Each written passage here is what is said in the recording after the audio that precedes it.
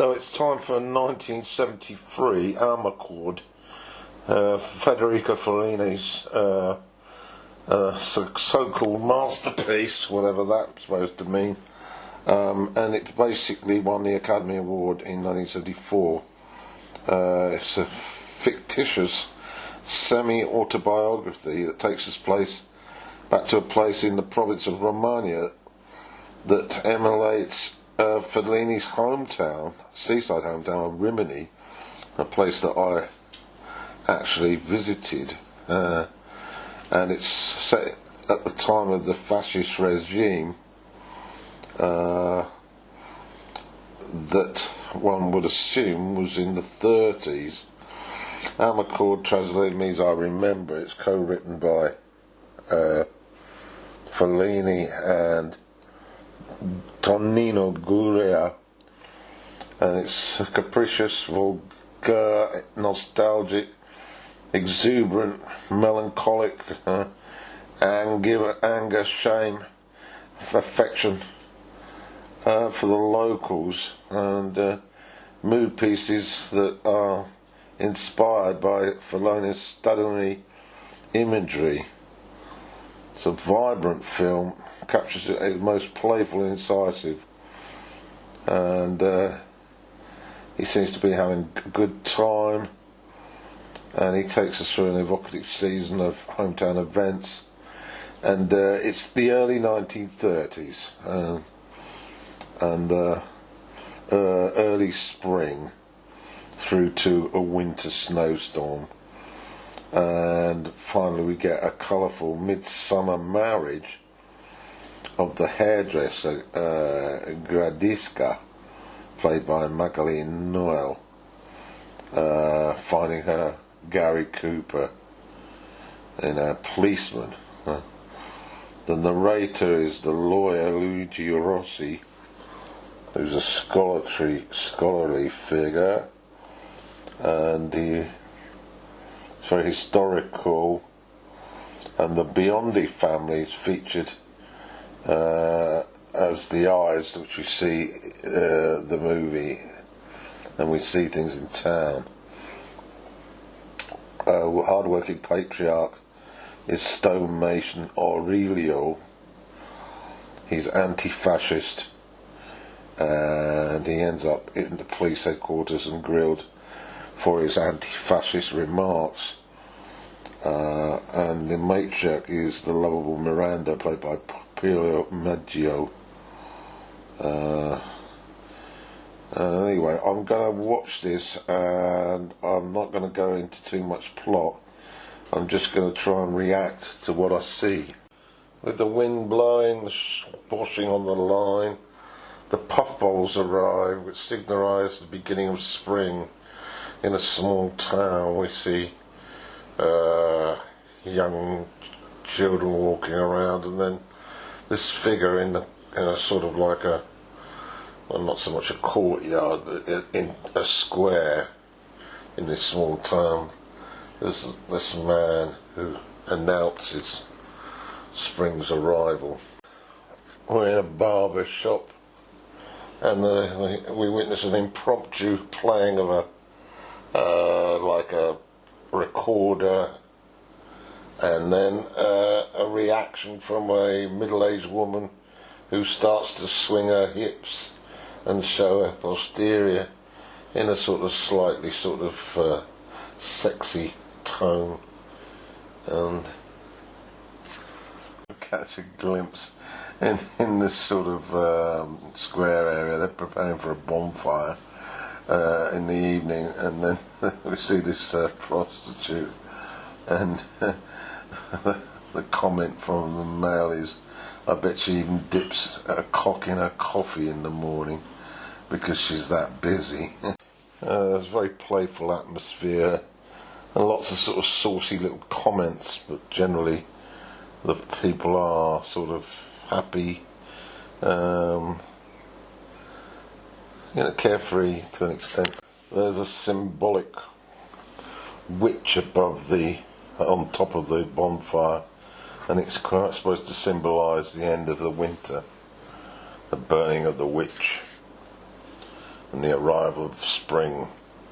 In classrooms, we witness jocularity. Youngsters trying to get one over a naive teacher, saying that a classmate has farted and the smell is too much and he wants to be excused. We then catch the happenings at some building work that's taking place on the beach, and the prostitute is there making certain suggestions with reference to pussycats. It's all very much over the top. The meal times, fascinating curio, where we see the interaction between the members, the male patriarch and his wife, certainly not that happy with each other, and some of the younger members, of course, are less than polite to their elders, and it's quite an amusing watch. The young teenage son delivered a prank at the cinema, pissing from the balcony to the guy below in the hat, who's rang up and complained, Mr. Biondi.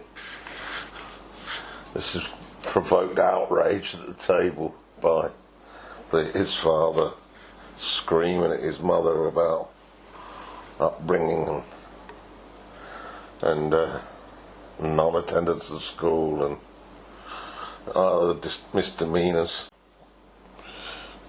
Back to the square, the evening, the characters walking round, the young guys piercing looks at the curvy young women. Some are making comment, rather saucy comment, that's batted away. It's all fairly high humour. The preparations for this ritual of burning the witch, looking at it, parts of it again, it's like a circus really, with the amalgam of characters, oddities that are all collected together to witness this fabled event, and very much in keeping with Fellini's mystique. The sets are just so authentic.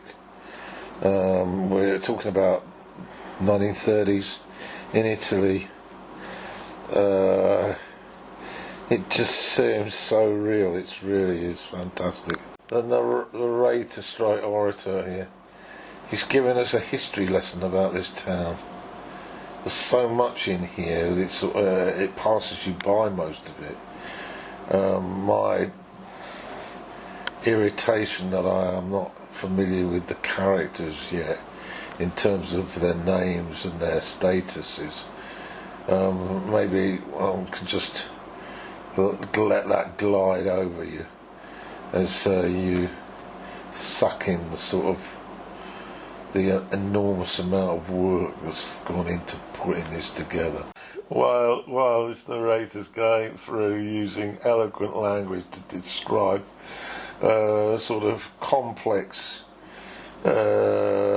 issues surrounding the area and the history, we then hear a number of bodily farts. Group photo of the teachers and headmasters with a number of the pupils is gathered together. Of course, the staff have all put on their sort of best rags, so to speak, whereas the students look a right load of delinquents, and that's a statement described by in the plot, in the narration. Back to Amarcord. Fellini's women are always got a lot of colour, a lot of makeup. They're always sort of movie star like in their dress.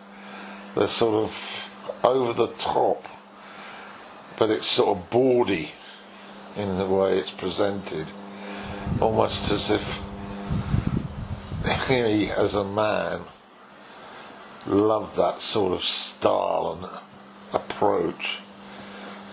He didn't want his women to appear at all ordinary, even if they were poor, like we see in La Strada.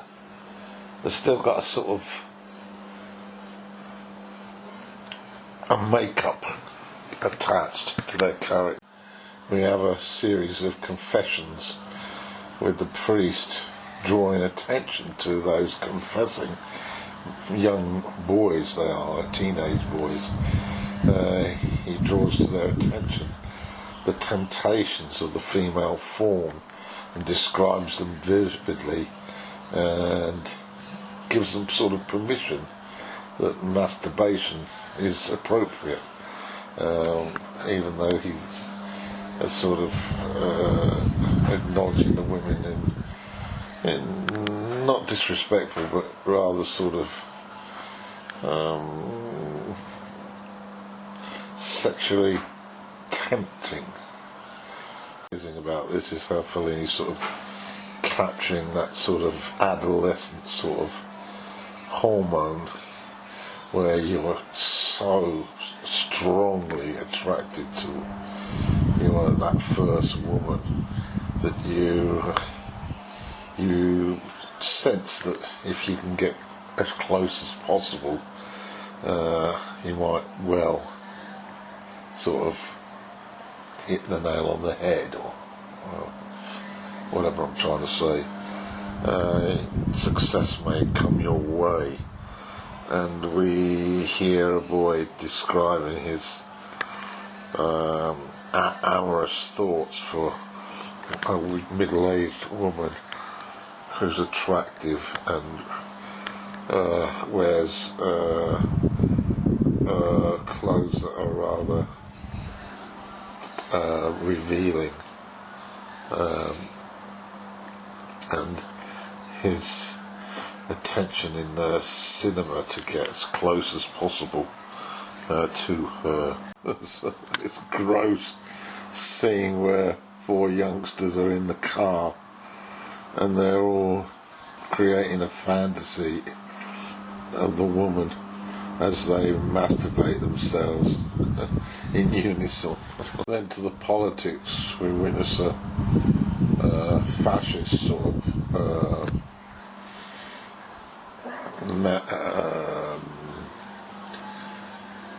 salute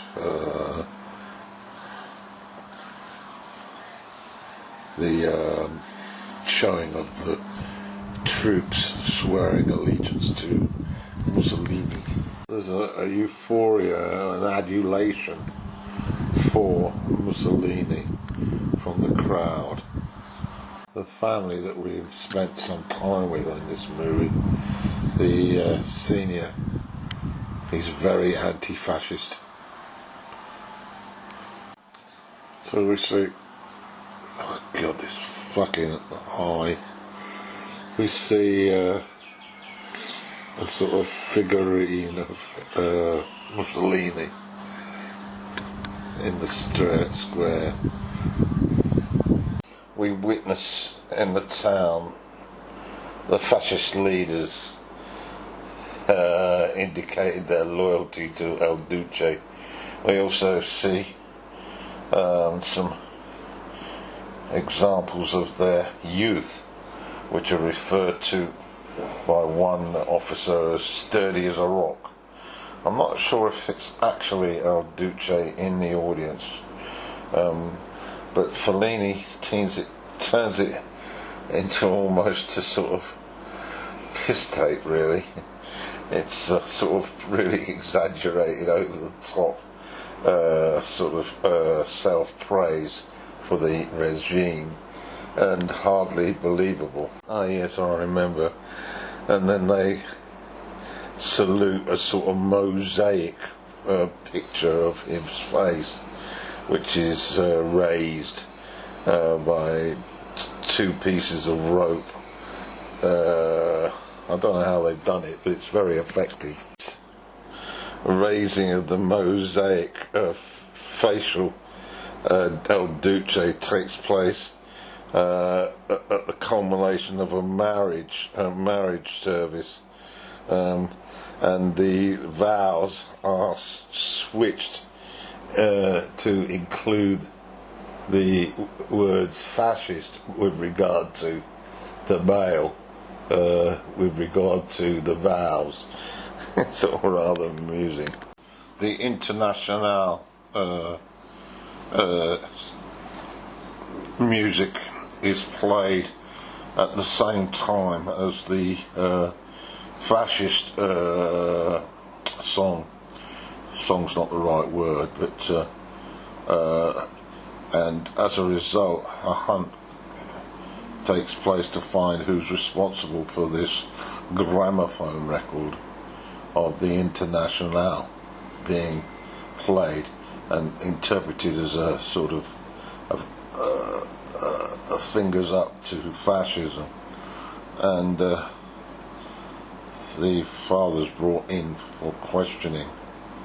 This Q&A is typical of oppression and subversive activity.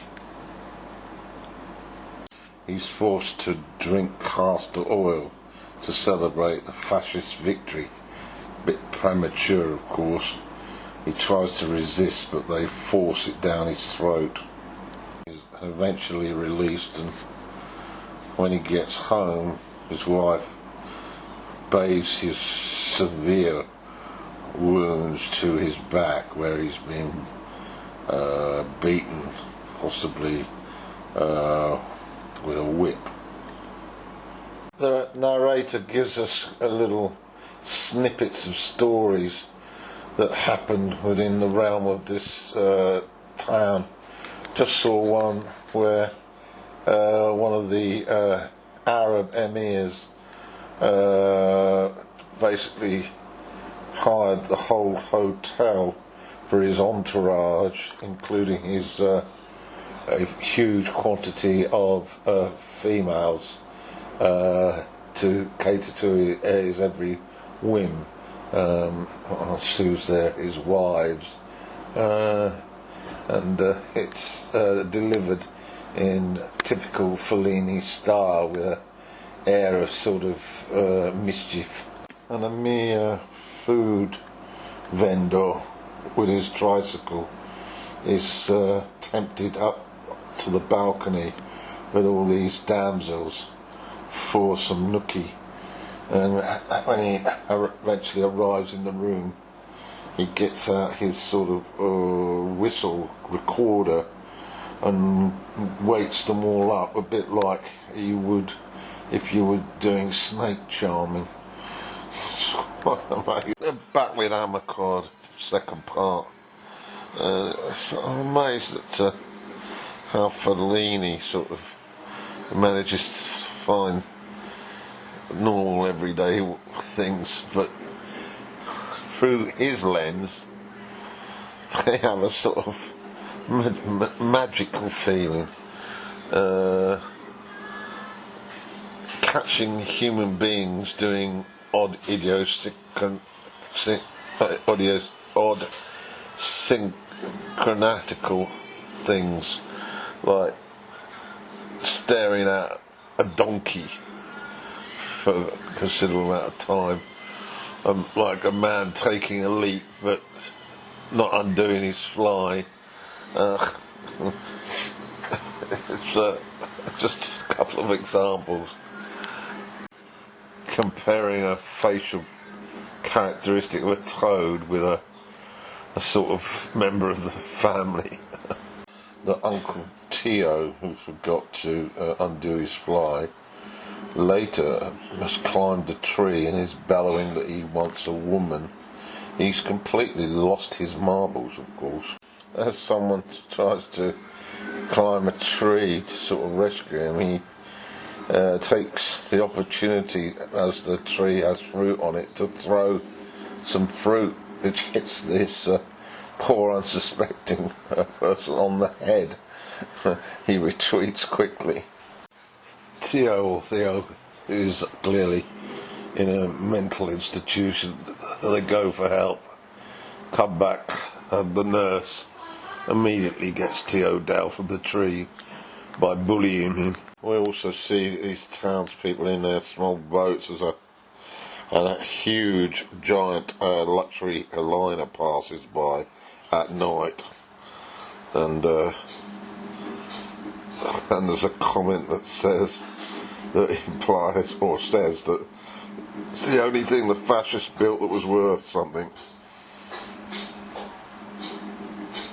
It's a hilarious, debauchy sort of film where everyone seems to be behaving like children.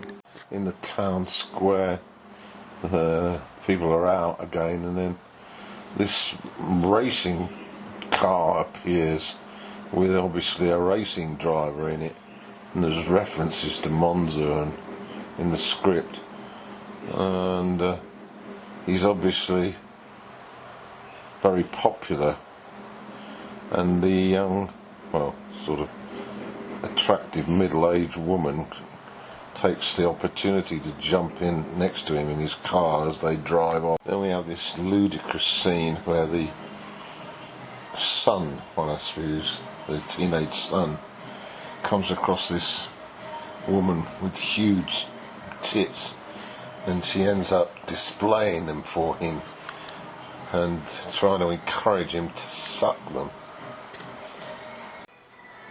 The movie takes us through the seasons.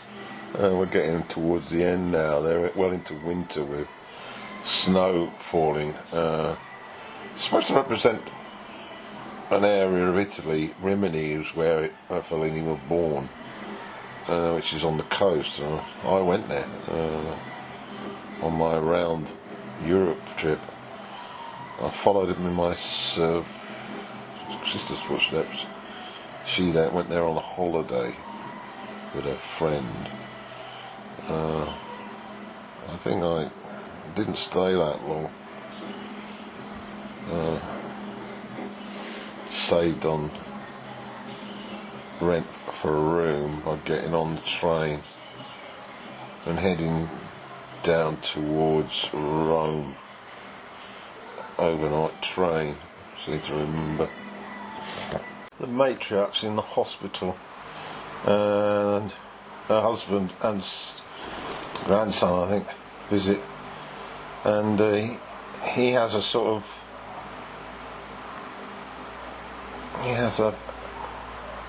what's the word? Permission